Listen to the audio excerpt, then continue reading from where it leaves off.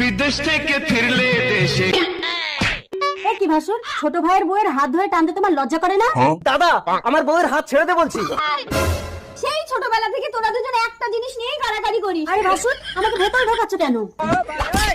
এই দাদা, আরে আমার বউকে ভেতরে ঢুকিয়ে নিয়ে কি করছিস? দরজা খোল। ও মা, আমার ছেলে যদি আমার মতো না দেখতো আমি কিন্তু তুলকালাম করে দেবো বলে দিচ্ছি।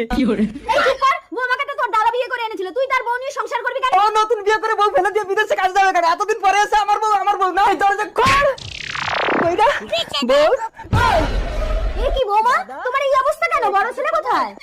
ওটা তোমার দাদা ছিল না, ওটা ছিল তোমার দাদার আত্মা। মা, তোমার ছেলে বিদেশে কাজে গিয়ে গোপন যন্ত্রে ইট পড়ে ডিম ফেটে মারা গেছে। বাবা গো, দুটো ডিম ফেটে মারা গেছে আমার দাদা।